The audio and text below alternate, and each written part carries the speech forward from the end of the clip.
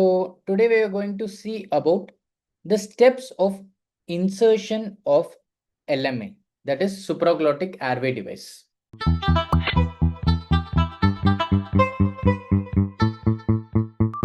So totally there are like 9 steps.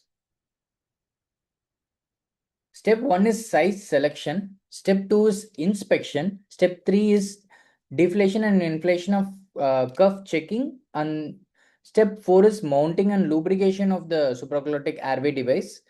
Step 5 is positioning the airway. Step 6 is insertion. Step 7 is cuff inflation. Step 8 is verification of the placement, and there are different techniques to it. Step 9 is securing the SID in the proper place. So we'll move on to the steps. So step 1 is size selection. So there are different types of LMA, and each LMA is categorized into different sizes, and different sizes are available for different LMAs, and we have to choose the best size for the patient. How is it done? Mostly it is done based on the weight of the patient. For example, I have given a table for the eye gel, and most of the LMS follow a similar type of weight based selection criteria. So eye gel size 1, and it is usually pink in color, is for the neonate, and the patient weight should be 2 to 5 kgs. Whereas 1.5 size is for the infants, and the weight category is 5 to 12 kgs. And 2 size is for the small pediatric patients with the weight of 10 to 25 kgs. 2.5 size is for the large pediatric patient with a size of 25 to 35 kgs. And there comes a size 3, which we use most commonly in OTs for the small adults, that is for 30 to 60 kgs. And size 4 for the medium adult, 50 to 90 kgs. And size 5 orange color is for the large adult, more than 90 kgs for the obese patients. So after choosing the particular size of the LMA, we have to inspect the LMA. We have to visually inspect for the patency and the integrity of the LMA. It should be free of any blockage or any loose particle or any break, both in the inflation line and in the LMA. Step 3 is deflation and inflation. We have to check for the deflation and inflation. How we have to do? We have to keep the LMA in a flat surface and deflate the cuff to ensure that it will maintain a vacuum. And we have to inflate the cuff to ensure that it does not leak. Slowly deflate the cuff to form a smooth, flat, wedge shape, which will pass easily around the back of the tongue behind the epiglottis. We can also use a cuff deflator if we have one. So next we have mounting and lubrication. So it should be mounted on the insertion tool, which comes with the LMA, and use a water soluble lubricant so that it is not acting as an irritant inside the mouth. And we have to lubricate just prior to the insertion, or else it dries up. And we have to lubricate, it's very important, we have to lubricate only the back of the mask thoroughly. If we are lubricating in the inner side, then it will go into our lungs. So we should lubricate only on the back of the mask. So avoid lubricant on the anterior surface of the cuff, because it leads to inhalation of the lubricant after placements, which results in coughing or obstruction. So we will see a small video.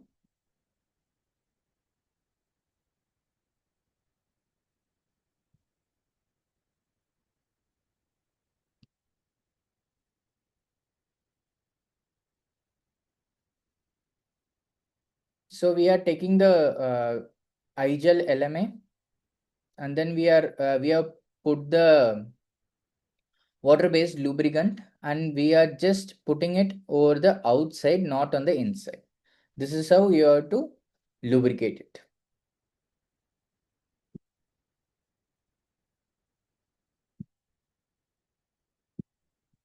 So next step 5 is position of the airway.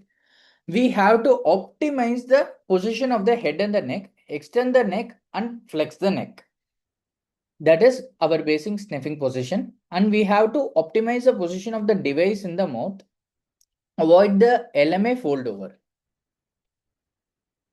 So next we are directly going to step 6, that is insertion. See, there are many different techniques, and one thing is noted that we use this finger insertion technique, that we put the index finger inside the LMA and we put it direct the LMA inside the mouth. But finger insertion technique is not needed for preformed devices like this.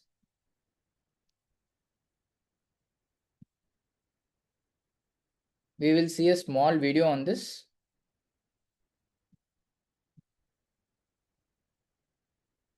So we can see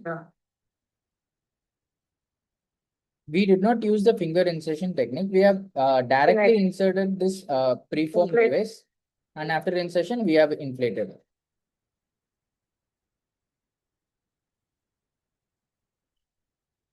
So we can use one finger insertion technique, another without finger insertion for preformed LMS, and another is you put the laryngoscope inside the mouth, do direct laryngoscopy, insert the bougie inside the vocal cords, and bougie guided insertion of the LMA can also be done.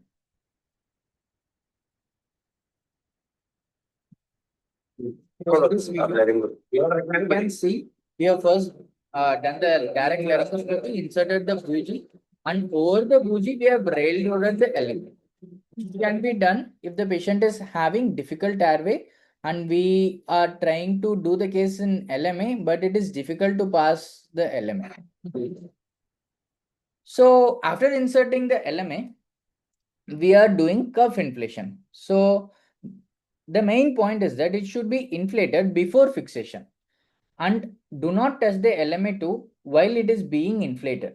We should not touch it, because if we inflate the tube, it will adjust its position accordingly in the pharynx. But if you are just fixing it and then you are inflating it, it will lead to obstruction. So normally the mask should rise up slightly out of the hypopharynx as it is inflated. You should place the tube and you should inflate. When you are inflating, it will little bit come up.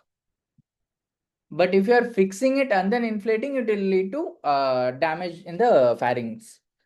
So the cuff inflation pressure, often measured with the manometer, should never exceed 60 centimeters of H2O, or else it will lead to necrosis. And it is advised that we have to inflate to half of the maximum recommended volume, which is mentioned in the LMA itself, and do not go below 1/4 of the maximum volume recommended. This is very important. And we can verify the placement of the LMA through different techniques. So technique 1 is visual assessment of the depth of the insertion using a fiber optic bronchoscope, and this is the gold standard technique. So here we can see that we have put the fiber optic bronchoscope inside the LMA and we are viewing it in the monitor that it is rightly placed, and we can pass the fiber optic bronchoscope inside the glottis if needed, so that the airway is patent and there is no obstruction. So step B is capnography. We are getting an unobstructed inspiratory and expiratory flow without any leak, as shown in the figure.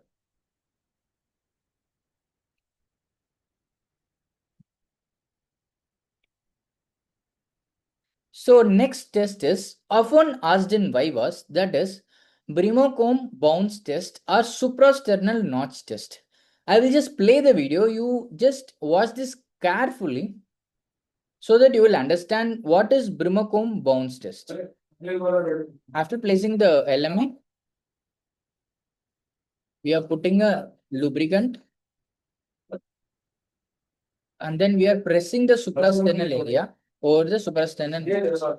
And we can see there is a bubble rising out of the lubricant which we have placed over the gastric port.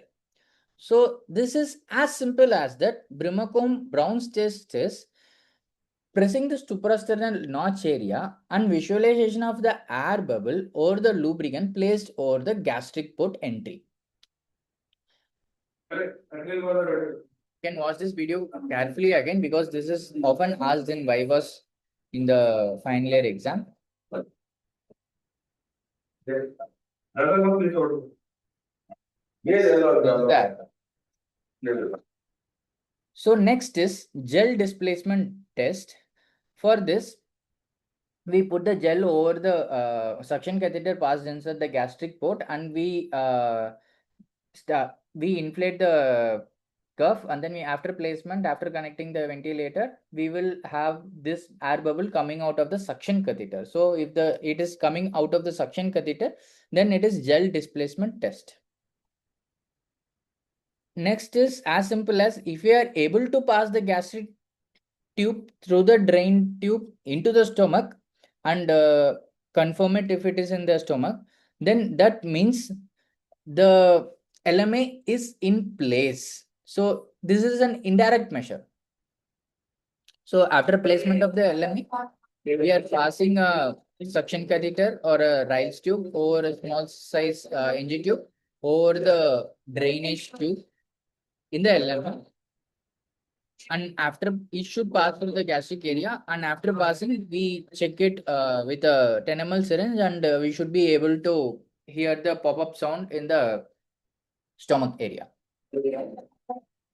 So next is airway sealing pressure.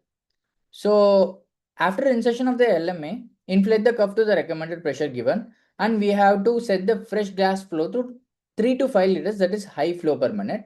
And we can gradually increase the APL valve from 0 up to 40 centimeters of H2O. And we have to see where an audible leak is heard at the mouth or a leak is detected over the neck with a stethoscope. The pressure at which the leak occurs is the airway sealing pressure, which is also called oropharyngeal leak pressure. And for classic LMS, it is usually 18 to 25 centimeters of water. For ProSeal LMA, it is approximately 25 to 35 centimeters of water. And for Supreme LMA, it is 20 to 30 centimeters of water. So you can roughly have an idea that it is around like 20 to 25 centimeters of water for LMAs.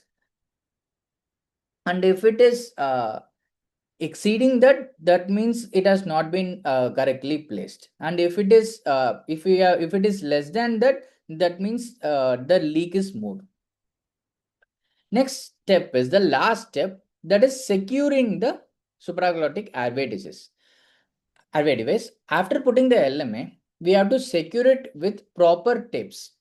There are some ready-made tapes available, but if you don't have that, you can use your sticking. And the rule is you have to go from maxilla around over the LMA and again to the maxilla. Similarly, from the mandible around over the LMA to the mandible. So maxilla to maxilla, mandible to mandible is the key. So we have covered all the 9 steps of insertion and confirmation of the SID placement and securing the SID placement. I hope this video was helpful to you. Thank you.